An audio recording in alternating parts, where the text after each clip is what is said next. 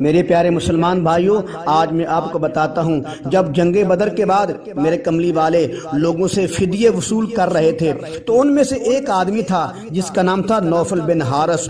اس سے فدیہ وصول کرنے کے لیے کہا گیا تم اپنا فدیہ لاؤ۔ اس نے کہا حضرت صاحب میرے پاس تو کچھ بھی نہیں۔ اب کملی والے نے اس کو کیا جواب دیا، یہ کمال کی بات ہے، سنیں ذرا۔ نبی کریم صلی اللہ علیہ وسلم جب بدر کے قیدیوں میں فدیے وصول کر رہے تھے تو ان قیدیوں میں سے ایک آدمی تھا جس کا نام تھا نوفل بن حارث۔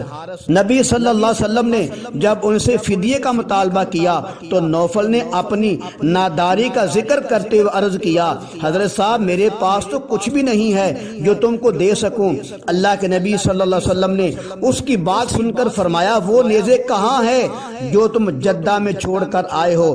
تو نوفل بن حارث نبی کریم صلی اللہ علیہ وسلم کی بات سنتے ہی عرض کرتے ہیں خدا کی قسم اس راز کو میں جانتا تھا یا صرف میرا خدا جانتا تھا۔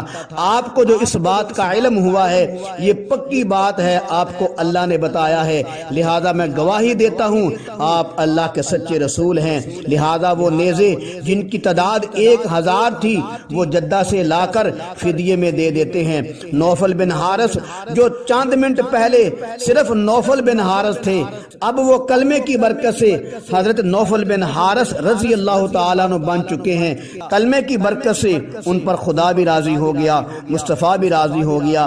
کلمے نے نوفل کے دل کو شرک کے زنگ سے صاف کر دیا۔